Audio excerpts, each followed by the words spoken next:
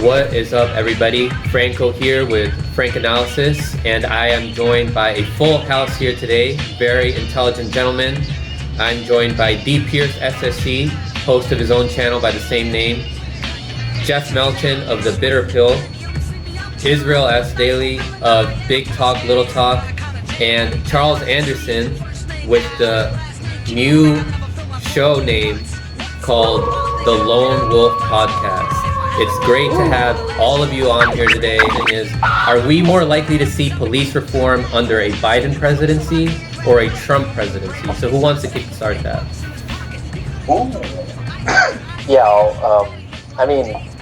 I think I want to react. I'll go like second or third. Okay. All right, I can start. So there's no question that under Donald Trump, we've seen, and this isn't to say it's negative. I actually am very conservative on social issues, so I align with my boy Trump on a lot. So it's not to say that Donald Trump is bad, but we've definitely seen a move towards kind of a more of a support for BLM. In fact, on today's show on Fox News, they covered that, saying, okay, liberals, don't get too excited, but it does seem like the nation is moving towards you. So, whether you think it's going to be surface level or not, I think it's undeniable that even a surface level approach by Joe Biden is going to be a small incrementalist improvement on justice over Donald Trump. Now, you can argue whether that's even worthwhile or not. You can personally disagree with me and say, getting half a peanut for breakfast isn't even breakfast. Okay, but you still got half a peanut for breakfast instead of nothing for breakfast. You didn't get the National Guard activated. You didn't get the Army activated to squash out any kind of rioting or protesting, right? So there's my lefty take on that. So I think that, but then again, Trump did sign a reform, a few days ago, maybe yesterday, for criminal justice for the police, for funding so that they can kind of seek more psychology, seek more things like that. So arguably, actually, I'm shifting positions now, I think Trump would feel the pressure from this big kind of, rising sentiment to do something, to do some kind of change that will appease it. So I think either direction, whether it's Joe Biden or Trump, you'll see something. But with Joe Biden, I think you'll be able to see just a little bit more, even if it's surface level. So that would be kind of my case, as I think either way you see it, but Biden maybe a little bit more. All right, who wants to respond? I'll jump in second instead of third or fourth. I feel like I am so aggressively against incrementalism because I think that there are things that are deeply wrong with the United States, that by having this kind of movement where there could be a Trump and then a Biden comes along and then does a peanut reform, as Israel would put it, that kind of keeps us entrenched in our own mediocrity. And I think that that's a damn shame. And, you're saying under which president would we see positive police reform? You can argue whether Trump would do nothing and Biden would do a little bit of something. But, do you see how low our aspirations are right now? Israel, I'm going to be devil's advocate to your position. I don't see that as leftist. I think that leftists dream big. We're not over here talking about, I want this, incremental reform. It's going to happen a little bit better this way instead of not at all. I mean, that's not what I'm fighting for. I don't want to end one war. I want to end all the U.S. wars. Finally, I will just say that I guess my position, well, not finally, but let me just kind of draw this out. I guess my position is, it might seem accelerationist, but I like Donald Trump for being an honest face on how fat, lazy, obese, intellectually dishonest America currently is at the moment. I don't want it papered. I don't want it papered over with a nice Obama speech, a good-looking guy saying nice words, Sandmanning us and shit like that. If the police right now, they're serving as a lid on the chaos that is the underinvestment of American communities, poor communities, communities of color. You guys know me, I'm not Mr. What would you call it? Mr. Black politics. I take more of a class view on these kinds of things, but we've underinvested in our communities, and a president that's just going to make incremental police reform or criminal justice reform, while at the same time not addressing the historic underinvestment of our communities, the historic underinvestment of like the U.S. being a diverse nation and us doing terrible at it, like corporate media and our politicians, they divide us and play us off each other all the time. It's like, I don't care about the incremental reform made on policing or criminal justice. Like, we're not solving any deep issues. Even if it incrementally moves towards your direction? If it incrementally moves towards my direction, I mean, so what I was saying before is like, that's kind of me like being like, oh, I guess I'm accelerationist. I like Trump being an honest face on how bad we are, because I don't think that we are going to make broad sweeping change for the better without it getting worse and worse and worse. And honestly, America can afford it. We're wealthy enough. I'm sorry to say, but like, I've never been this negative on this nation. Like, we're just so bad that I think that at this point we're kind of getting everything that's coming to us, and we're reaping what we've sown. No, in fact, I actually have to bring in Franco on this, because I watched your previous segment about the climate and everything, and saying, oh, Donald Trump, at least he's putting an honest face on it. And it's kind of like saying, look, you know, the climate can't wait for incrementalism, but it sure can wait. I'd rather it kind of, you know, accept regressivism. You know, I'd rather it accept obvious, in-your-face regressivism than shadowy, like slow, incremental, like improvements that I'm just not satisfied with, because it's not going to the point where I would like it. You and to interrupted me, it's like, even So, if I agree with you, Franco. You interrupted me once, so let me interrupt you just once. Right. We're not arguing for that to start. That is already happening. The regressivism is already occurring. Yeah, so for the point about the environment, the thing is, under Obama, though he has, like, on the surface, things like the Paris Climate Agreement and all that, he's still exporting a lot of oil. He's still going into all these wars for oil, for the oil lobbyists, and we're still destroying a lot of habitats for expansion of capitalism. And while that's happening, we're destroying certain important organisms from communities that causes a domino effect, and that goes unnoticed at the time. You might notice that, at least where I live now, I used to see, when I was a little kid, I used to see certain insects around. I don't see them anymore. I don't see as many caterpillars anymore. Right. But you see, some of them have a very important role to play in the ecosystem that you might not know, that eventually you might not see enough plants growing around. You might not see enough of certain foods that we need to eat. That could Right. lead to an economic crisis as I a hear you, result Franco. to Right, environmental Franco, problems. but like 99% of the species is basically gone, right? So you're saying that you're attributing the fossil fuel use that the human beings are using to, like, Oh, it's a lot of bugs. things. It's a lot. It's Okay, also okay. Right. But regardless of that, it's weird to me that progressives would rather accept Trump, who they see. I'm not even saying that I see Trump as that bad of a thing, you know? I was a Republican for a long, long time. But I'm kind of playing devil advocacy from that position, where it's like, okay, you'd rather see regressivism that's blatant, that's in your face. It's kind of like saying I'd rather be punched in the face than somebody maniacally twisting something I said in the background, like a Biden. So, Charles, I want to hear from you. Yeah, let's. I want to hear from you, Charles. in. I just don't see Trump as an aberration to America. Like, you know, I just don't. So that's kind of where I come from. Charles and then Jeff, would you rather have a fever and know that you're sick, or slowly get poisoned and not even know that you're getting poisoned? Well, I guess I agree with Pierce that the substantive differences between Trump and Biden are not that huge.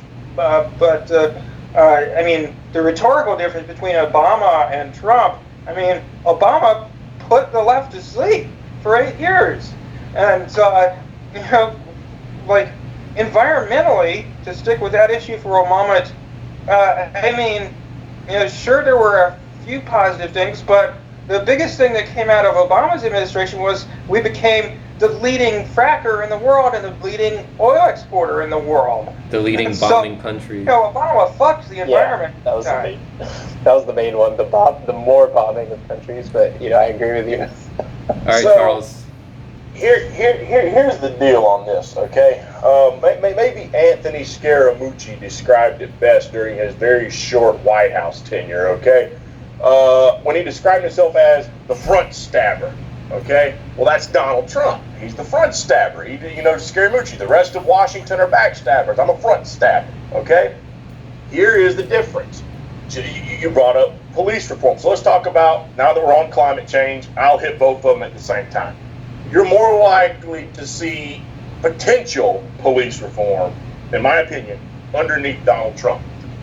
Probably not so much on climate change, because I don't know that people are taking it quite as seriously at the moment. The big thing is on the police reform. Here's why I say that. Because the people who are pissed will remain pissed if Trump is reelected, because they know they've got someone who is not standing up for their cause. Excellent Under a point. Joe Biden presidency, you get the backstabber, okay? That's the guy who walks up smiling to your face, oh, I support you, and sticks the knife in, okay? You don't get the police reform. You don't get anything that's going to really help the climate. And you know, you brought up seeing things disappear. Me and a family member were talking about that the other day. We used to see, I don't know if you see them much, you know, where all of the rest of you are located. But we used to see, you know, what we call lightning bugs or fireflies. They come out at night. They were beautiful down here in the South. I went out in my backyard today. I saw one. You used to see hundreds of them across your property. I miss the lizards too. Those right. Like so in Miami, there's a lot of things that are starting to go away. And just like police reform, really, just like climate change, you're going to be screwed with a Donald Trump or a Joe Biden, because Joe Biden or Donald Trump are going to try to do the least amount possible. So here's to Israel's point about the whole issue with the incrementalism. The problem with the incrementalism is they have set a system up where the people who this incrementalism is geared towards are so held down and so screwed by the system right now. When they get that little sliver of change, they quit fighting for it, because guess what? 10 other problems just bitch slapped them in the face within 4 years. Okay? More jobs were lost. More homes were lost. More people died because they couldn't afford doctor bills. The problems keep growing, and the progress is it's a tiny little change. So they don't have the ability to just keep pushing and pushing, because more and more problems just keep dogpiling on top of them. That's the problem. That's where so many people are saying, okay, enough. We've had this shit for 40, 50 years in a lot of ways. This incremental stuff just shits all over us. We know you're only doing it to try to bait me into voting for you without doing something that really matters. So I'm done. Incrementalism isn't working for me. I want serious change. I want to, before I throw it to you, Israel. I guess that's why Joe Biden won the primary. Before I throw it to you, because people were so stressed out that they wanted Bernie. Before I throw it over to you, Israel, I do want to bring up that. That's a different topic. I do want to say that. Joe Biden, you've got to understand this incrementalism. A lot of the country are also that brain dead too. Apathy. And that's the fault of the mainstream media. So you've got to understand, the people who are tired of the incrementalism were not the Joe Biden voter in the first place. And you've also got to understand, a lot of these folks don't want to register to the Democrat Party because they don't support them. A lot of them were independents, okay? Some of these states, like New York, won't even let you vote in the primary unless you register in the Democrat Party. So there's a lot of caveats there. The people who are woke up enough that are tired of incrementalism, they didn't vote for Joe Biden. But a lot of other people are still in the dark on that fact.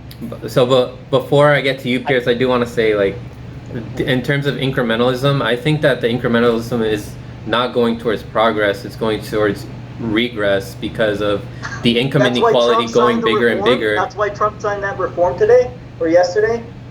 Those are social issues, though. In terms of economic issues, we're getting hurt more and more. We're getting less powerful. Like, you can see like equality probably happening among CEOs. You might get like a transgendered CEO or whatever, but working class people, we're gonna keep getting hurt more and more. So Israel, what's your response? And then let's hear from Pierce. Yeah, look, coming from a hard left position, I'm trying to provide a nuanced situation so that the left wakes up and sees that the reality is that American people, and by the way, Jeff, okay, yeah, putting the left to sleep. Oh my God, Obama put the left to sleep. That's why we had the Black Lives Matter movement develop under Obama. That's why we got the Bernie, not me, us movement that rose up and almost took over the Democratic Party, beating one of the biggest liberal machines in the history of the United States, Hillary Rodham Clinton. Yeah, that's such a sleepy movement that developed under Obama. No, it was that fervor that developed under the Obama administration. Second point and last point is that this idea that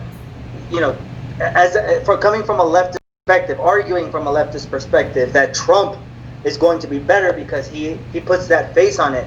So you're saying that because the Republicans, who, by the way, are vehemently opposed to the SJW cancel culture leftists, who I tend to side with, but I'm over here. I'm coming from a leftist argument. I will tell you that there is no way in hell that you would get more done under a Republican administration or a Trump administration. Look at the fighting. Look at what that's causing. And we already have evidence to show you guys as leftists that doesn't work. Why? Because all you're doing as leftists, advocating for a Trumpian type of administration, is driving the liberals and driving the regular American people into the hands of the Bidens. That's why Biden skyrocketed in the polls, by the way, is because you guys are so unwilling to see the battlefield as what it is, that you want to argue for the accelerationism. When you do that, that drives them to the hands of good old handsy Uncle Joe. And handsy Uncle Joe is there to say, I will bring normalcy and the good old times back to you. And what does that do to the leftist movement? Bye. We don't want you because you're too much. You're just too much right now. Yeah, all right, let's go, Pierce. Yeah, I have one thing and then like two jokes. So I'll do the thing first.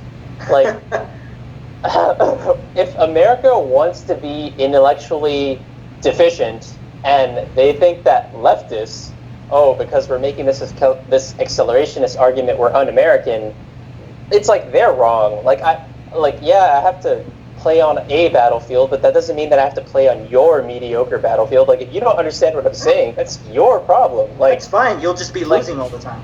Like, if leftists want a better world and you have people that vote and they vote for the Democratic Party and the Republican Party, and there's like 90% of those people and they're all wrong, it's like, I am trying to bring you into my camp and I would like to message positively in your direction, but like, you also have to see how you're wrong. Anyways, that might not be that clear, so I'll just go with the two jokes that I was going to make. If we're ever on the show together, Israel, you and I, we're going to have a friendly competition. Who is more leftist? I don't think that it is leftist to argue for incremental, what would you call it? What is this, coalition building? I think that coalition building with the Democratic Party has hurt leftists and leftism in America. In fact, you know who it hurt? It hurt Bernie.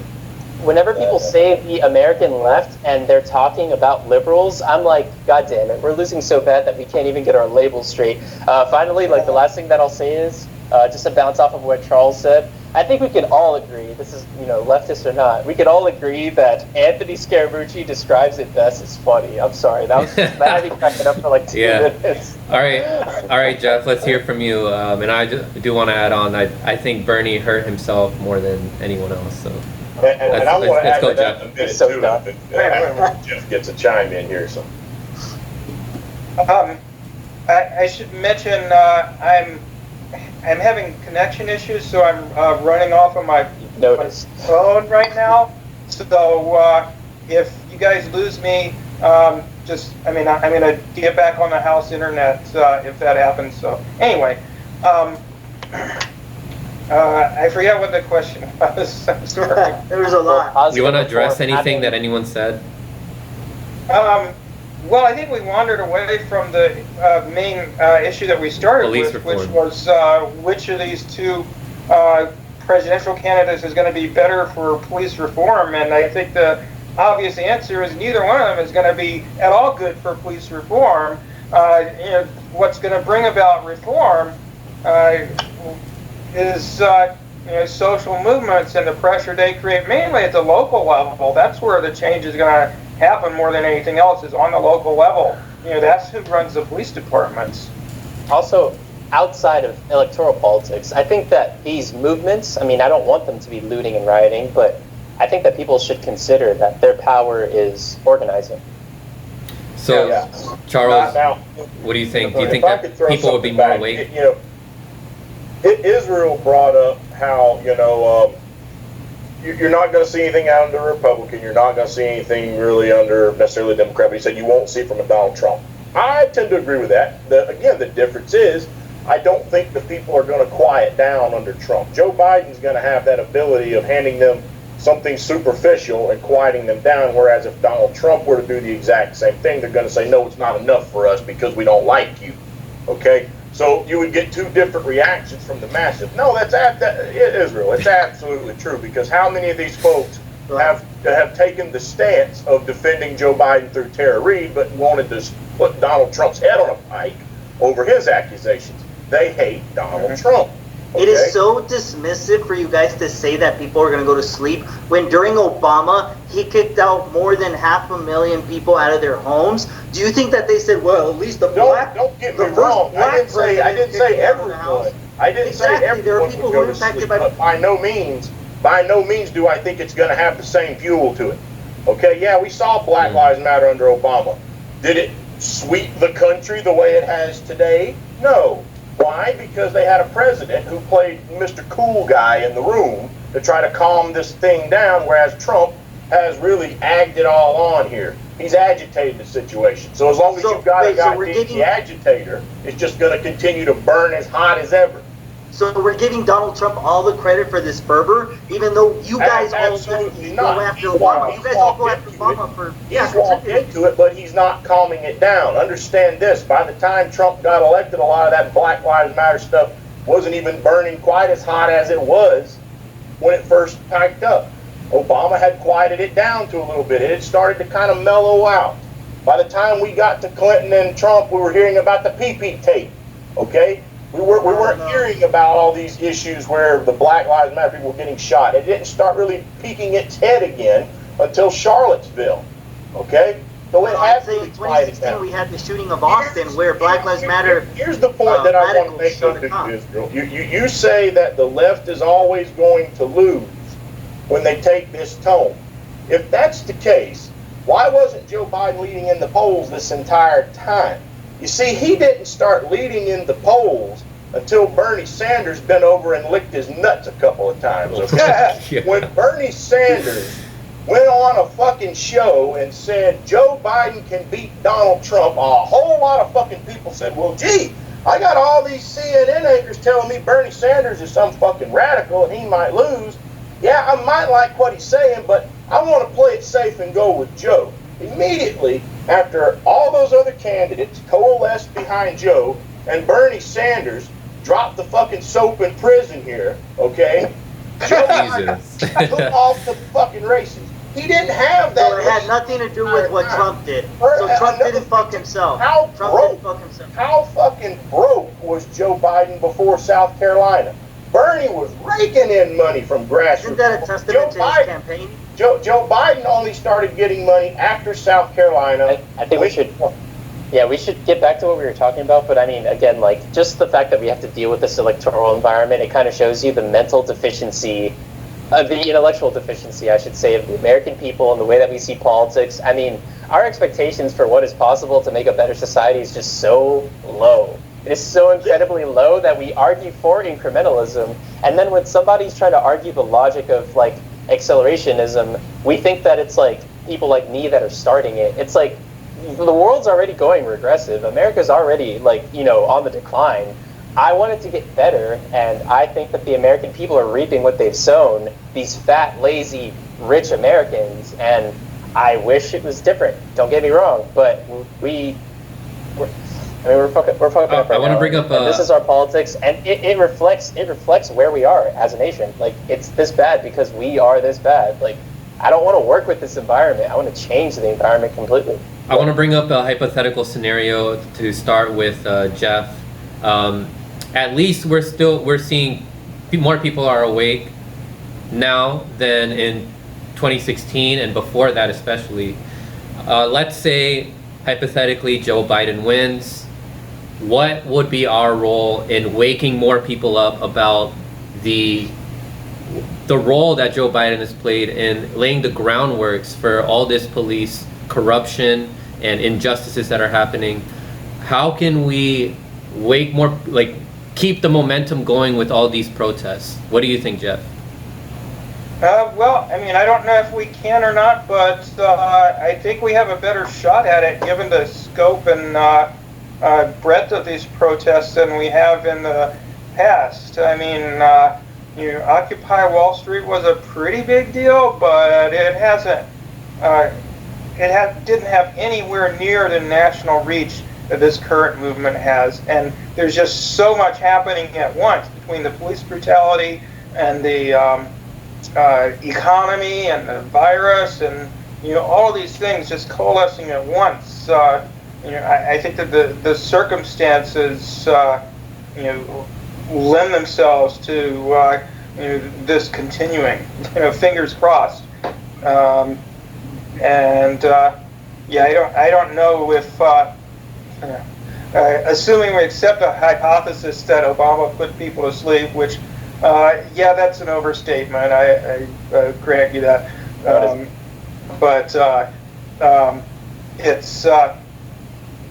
He's not going to be able to put the lid on this, I don't think. All right, Israel, what do you think? Will the momentum of wokeness continue? Well, yeah, and actually, I'm scared that the wokeness thing is going to continue, right? Because you're seeing all this stuff canceled, or history canceled, statues coming down, and all of that. So I really fear that radical, almost terrorist-like leftism. The Chaz or whatever they're titling it. In fact, I think that's going to have the same ending as Occupy, where it was just a bunch of people who had no organization skills, no business degrees, no way of formulating a message, nothing like that, and they're unwilling to do that because they have a moral high ground, and it's going to end in ashes. It's going to end with union contracted police officers going in, cracking skulls like they did in 2011, and then everybody's going to forget about it, and Sleepy Biden is going to tell everybody it's okay because these union contracts, we renegotiated them, and it's all fine and dandy. The police are now, walking old ladies across the street.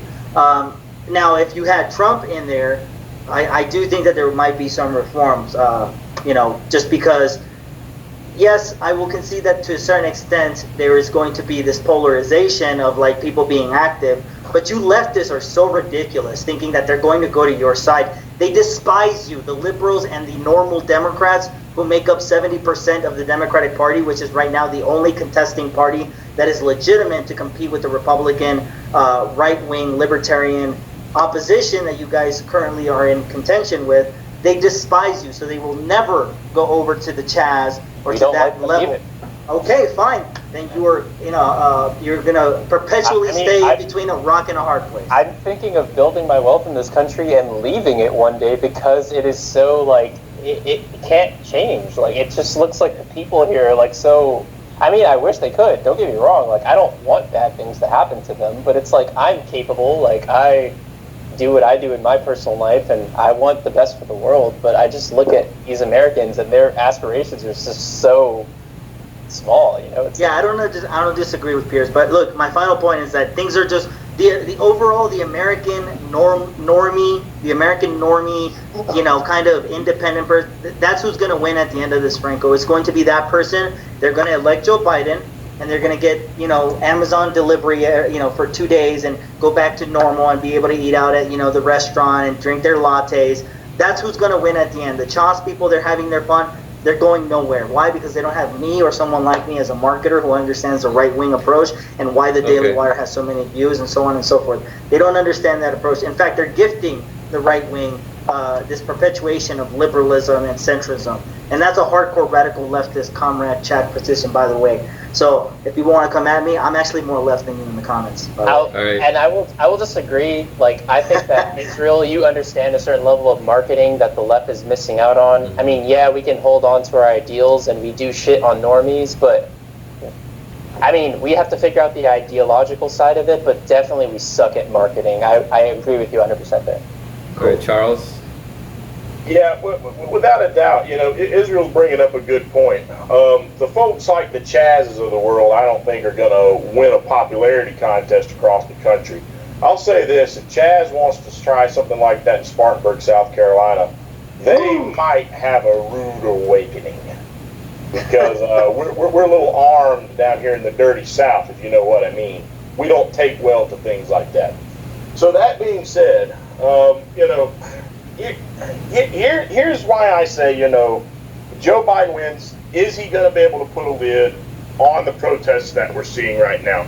The point I was making just a minute ago, too many people have those wheels turning in their eyes. You know, the hypnotized look where there's just that little spin?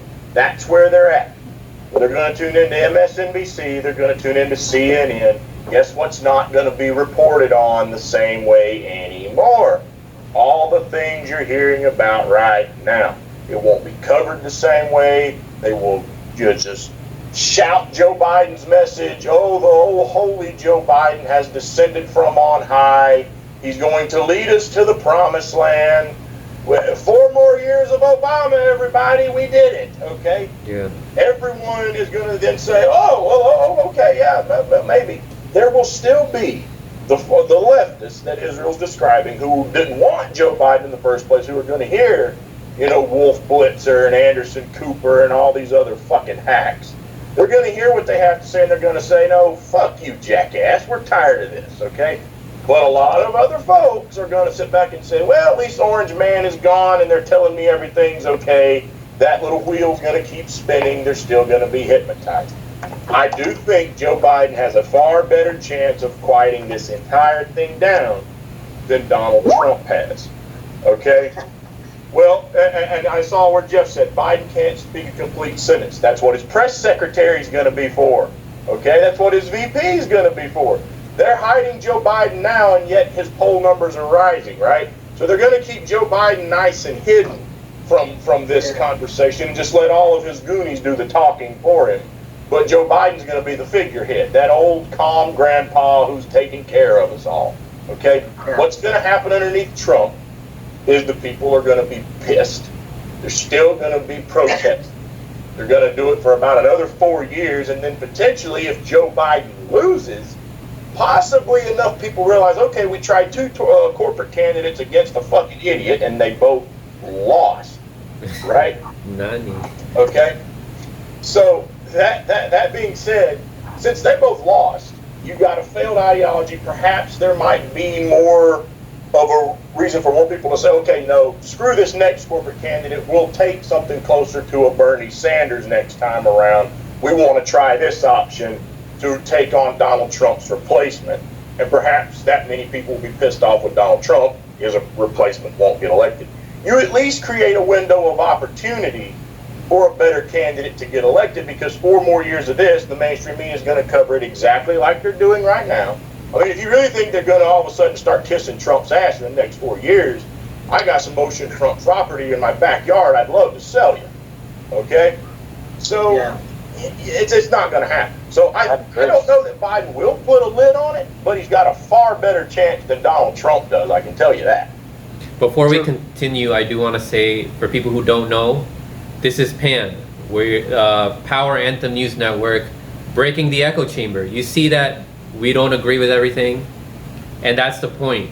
We want to have these conversations with people that we don't agree with people who understand to an extent what's happening, and eventually come to an understanding of why people come to the ideologies that they come down to.